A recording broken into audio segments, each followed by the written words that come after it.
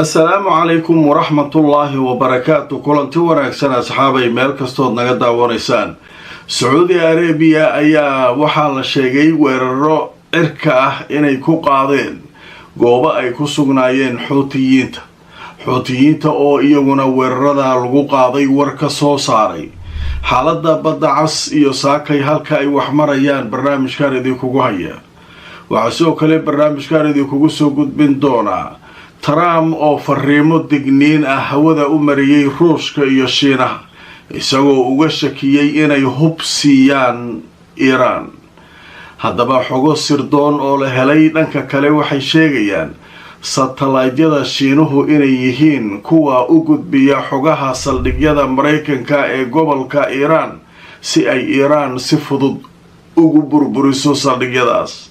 haddaba xiisadaha u dhaxeeya Mareykanka, Ruushka iyo Shiinaha ee ku saabsan arrinta Iran oo iyana isa soo taraya oo aad cirka ugu kacay saacadihii la soo dhaafay. wararkii ugu dambeeyay xaaladda bariga dhexe iyo xalay maxaa dhacay mar kale la istiriray Mareykan iyo Iran mise xalay waa la nasanay. haddaba saakay xaalku wuxuu u muuqdaa xalay inuu ahaa mid degan sababtoo ah ma jirin ilaa saakay ma arkin xisaabtii u socotay Mareykanka 13 u mareysay xalay ee habeen hore. marka xalay ilaa saakay wax weeraro oo xisaaba oo ka soo baxay taliska dhexe ciidamada Mareykanka ma jirin. taas macnaheedu marka waxay ka dhigan tahay inaan wax weyn xalay dhicin oo weeraro ah. dhanka kale Iran laftirkeeda wax weyn oo weeraro ay sameysay saakay oo ay soo saareen ciidanka ilaalada kacaanka ma jiro marka laga reebo Kuwait iyo Bahrain iyo Urdun oo saddexduba sheegay inay drones la dagaalameen oo ay qaarkood soo rideen sida ay sheegeen. marka al-umum xaaladda guud marka saakay wax culus oo daran iyo weeraro culus oo la isdhaafsaday warbaahintu kuma qorna oo macnaheedu marka wuxuu yahay xalay waxoogaa waxaa jiray deganaansho. dadku marka waxay u kala saarayaan deganaashadaasu ma deganaanshihii hore loo sheegay Mareykanka in alaabtii ka yaraatay oo gantaalihii iyo wixii ay ka yaraadeen miyaa mise deganaansho kale oo fursad la siinayo dhanka wada hadalka maadaama shalay wafdi Cumaan ka socda ay tageen Iran ee qamiistii uu tagay ra'iisul wasaaraha Ciraaq wafdi kale Pakistan Shiinaha ay joogeen wasiirka arrimaha dibadda oo sidii bal arintii wada xaajoodka loo soo celin. marka arrimahaas oo dhan marka way isku furan yihiin wali marka wax waro rasmiya lagama hayo laakiin xaalku xalay wuxuu u muuqdaa inuu ka deganaa sidoo ahaa habeenadii ka horeeyay. xaaladdu marka sidaas ayay saaku ay waagu ku baryaala leeyahay. waayahay marka waxaynu bilaabaynaa wararka dhanka badda cas. xalay saq dhexe Saudi Arabia ayaa weeraro culus waxay ku qaadeen goobo ay sheegeen inay ku sugnaayeen Xuutiyiinta. isbahaysi waaye Sacuudiga wuxuu leeyahay at-taxaaluf isbahaysi Sacuudiga hogaaminayo. waxay yiraahdeen waxaynu weerarnay Xuutiyiinta kadib markii loo adkeysan waayay tallaabooyinka ay qaadayaan. shalay galaba ugu dambeysay markab kale haddana weerareen Xuutiga iyagoo hore laba markab kale oo Sacuudiga leeyahay u weeraray. marka Sacuudiga wuxuu leeyahay waa naga badbadiyeen nimanka marka waa xanaaqnay sidaas marka aan u weerarnay. haddaba markaan idin tuso wararkii ugu dambeeyay isbahaysiga uu hogaamiyay Sacuudiga ayaa ku qaaday weeraro dhinaca cirka ah magaalada la yiraahdo Xudayda. dhanka kale Xuutiguna waxay wacad ku mareen inay aargudan doonaan oo ay ka aarsan doonaan Sacuudiga.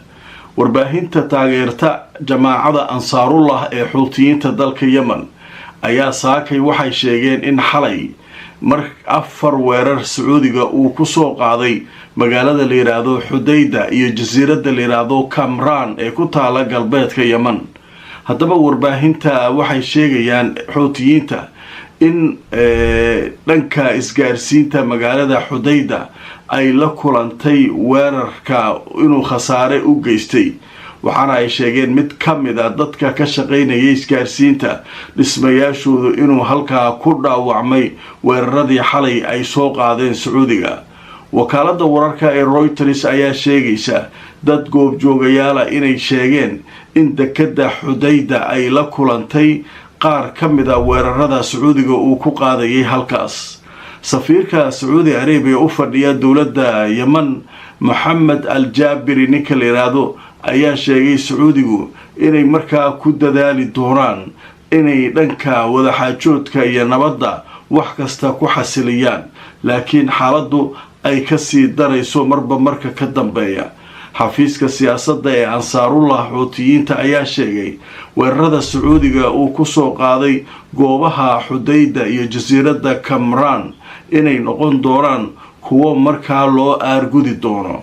hore waxaynu u samaynay ayay yidhahdeen xuutiyiinta go-doomintiina la saaray, waxaynu ku bedelnay go-doomin inaguna aan saarnay dekadaha. haddana weeraradan waxaynu ku bedeli doonaa weeraro annaguna aanu ka geysano gudaha sacuudi arabiya. marka nimanka xuutiga waxay leeyihiin weerar marka hore xayiraadaa nala saaray, annaguna xayiraadaa ugu bedelnay. haddana dagaal nagu soo qaadeen weeraro toosa, annaguna waxaynu ku bedeli doonaa weeraro toosa. marka yaa dhib qabaa laleeyahy sacuudiga iyo xuuti maxaa laga cunaa? meeluu shidaal ka dhoofsado iyo meeluu shidaal ka soo saaray waxba malaha. sacuudiga isagaa shidaalkiisa iyo dhulkiisa shidaalka iyo shirkadda aramco iyo dhulkaasoo dhan ninkan markaa halis badana sacuudiga marka kasoo food saari kartaa leeyahay dagaalkan. marka waa arki doonaa kullay sacuudiga iyo xuutiga arintooda meeshay ku dhammaataan. jabaada xuutiguna halka ay saldhigto iyo weerarada ay qaadaan waa arki doonaa, laakiin waa la hubaa leeyahay nimankanu hadday dhaartaan way fuliyaan. saacado kadib ha qaadeen ama maalin kadib ha soo qaadeen, laakiin weeraraan ku bedeleen hadday yidhaahdaan sacuudigu marka hawshaa way u taallaan leeyahay. marka xaalku halkaasuu maraya. waayahay dhanka kale marka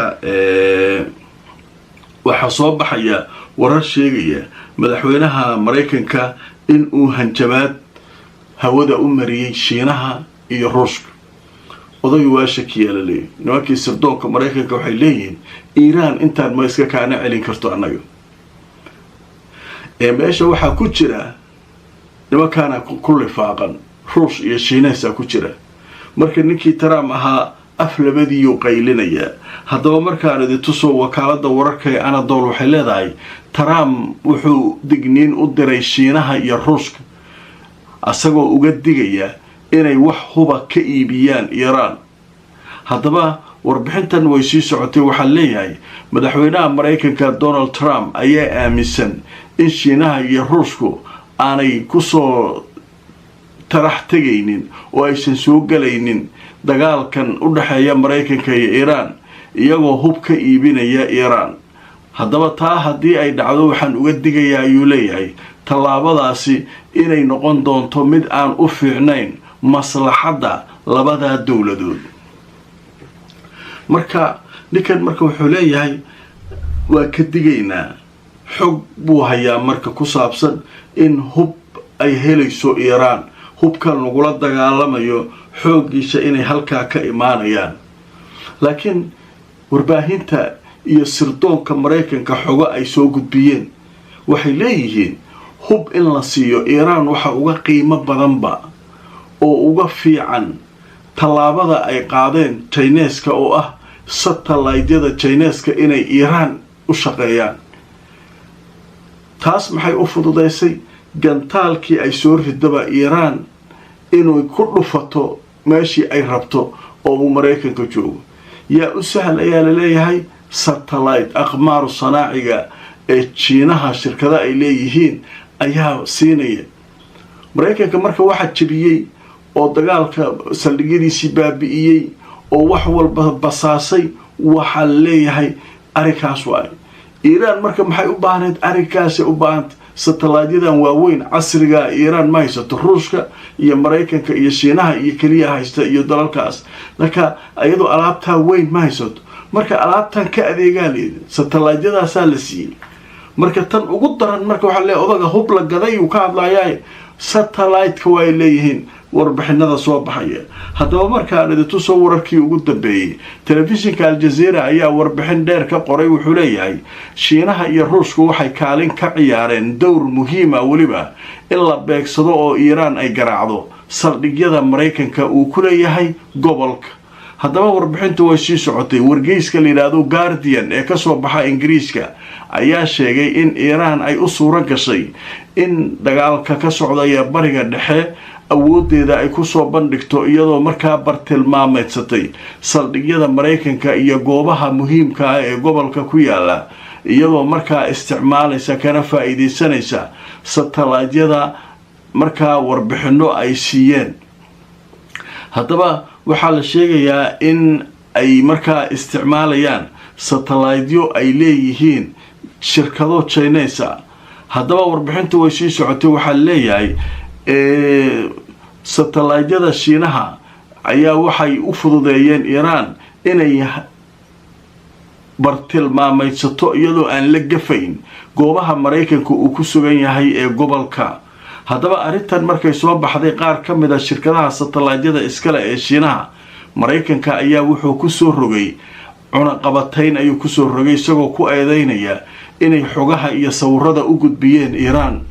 dhanka kale waxaa la sheegay inay Iiraan ka leexatay oo aanay marnaba isticmaalaynin hanaanka la yiraahdo GPS ee uu Maraykanku leeyahay ee caalamka inta badan la isticmaalo. haddaba Iiraan waxaa u fududeeyay weeraradan inay Maraykanka kaga takhalusto hanaanka la yiraahdo Baidu oo Shiinuhu leeyahay oo sida GPS oo kale u shaqeeya, iyo hanaanka kale ee la yiraahdo GLONASS oo Ruushku uu leeyahay oo isaguna sida GPS oo kale u shaqeynaya. marka gantaal ridaysid ama wax ma hagaajinaysid waa inaad hab isticmaashid hanaan gantaalkaaga ku haga meesha. marka Maraykanku muxuu leeyahay GPS kaas ayaa adduunka inta badan laga isticmaalaa. GPS ka marka isaga iska leh, hadaa isaga inaad ku soo weerarto damacdo ma weerari kartid oo tashwiisha lagaaga furaya. marka maxaa la siiyay GPS dhan iska dhaaf, alaab Ruushku leeyahay, alaab Shiinuhu leeyahay, abkaasaa la siiyay, wax la ka adeegta, sawiradiina waa kuwan. marka waxa la Iiraan maxay uga baahantaa marka taageero intaa ka badan miyaa jirta? hubkiina waa haysataa, iska dhiciya dhagaha ka garaac. marka ninkii odaga marka xaalku waa ku xun yahay, shaaka la leeyahay, qaylo bilaabay, wuxuu yiri waxaan u digayaa Shiinaha iyo Maraykanka maalka Shiinaha iyo Ruushka ayaan u digayaa u leeyahay. marka warkaasu waxa uu ka mid yahay wararka sida weyn maaragtay aad looga hadlayo oo la leeyahay Iiraan kaligeed Maraykanka ma jibin, kama adkaanin, saldhigyadiisa ma burburinin, askartiisa ma laynin, ilaa waxaa meesha kula jira Ruush iyo Chinese la leeyahay. marka hawshaas halkaas maray waayahay. qaybta ugu dambaysa ee barnaamijkeena ugu horeeya maanta warbixinada aynu soo ururinay saakay waxaa ka mid ah ciidanka ilaalada kacaanka Iiraan ayaa digniin culus u diray Maraykanka. haddaba markaan tusoo wararkii ugu dambeeyay, ciidanka ilaalada kacaanka Iiraan waxay wacad ku mareen inay beegsan doonaan askari kasta oo Maraykan ah marka ay iyaguna dilaan oo ay dhibaateeyaan dadka Iiraaniyiinta ah. haddaba warbixintu way sii socotay. waxaa leeyahay taliyaha xarunta Khaatimul Anbiyaa ee taageerta ama ka tirsan ciidanka ilaalada kacaanka Iiraan, ninka la yiraahdo General Cabdillaahi ayaa sheegay inay askarta Maraykanka toos u beegsan doonaan marka ay Maraykanku iyagu duqeymaha ku beegsadaan dadka Iiraaniyiinta oo ay dhibaateeyaan. haddaba warbixin lagu baahiyay xalay telefishinka Iiraan ayuu ninkaas sargaalka ahi ku sheegay inay markaasi aad uga canaaqsan yihiin dadka rayidka ee Maraykanka weeraradiisa ku dhintay ee Iiraaniyiinta ah labadii toddobaad ee markaa dagaalka tooska hadda uu socday. marka hadda wuxuu leeyahay askari Maraykan u maqan qof Iiraani ah hadday dhibaato soo gaarto. marka hanjabaadaas iyaduna wararka ugu dambeeya ka mid tahay. dhanka kale maxaa ka soo kordhay meesha la yiraahdo Hormuz waxaa leeyahay wax ka jira oo cusub ma jiraan marka laga reebo Maraykanka oo sheegay inay weerareen markab ay sheegeen inuu u socday Iiraan oo uu jabinayay cunaqabataynta, dhaawacna ay u geysteen markabkaas oo la rumaysan yahay in Iiraaniyiintu ay leeyihiin. marka wax kale oo cusub oo hadda Hormuz ka soo kordhayna ma jiraan. واتي حلي ولا سعتين إن إنجليز كي أمريكان كوي أباب الوضان وفرنا ماشى إليهين لكن ورد بدنا وصبح إليهين أريكاس وإسكا هنجباد يأفواي ماشى فرتان كذا ما سهلنا لليهاي إيران إن له شيء ما هنا حوجا لقوا مرة عدكم مرة كرتا متجرتا للي هذا مركا وركا سوحي عين كوي هو وينا ساكي سوكر لي أنت عنو مركا لكل ما إنه أصحابي ميركستو عند قد عوريسان لو تقولي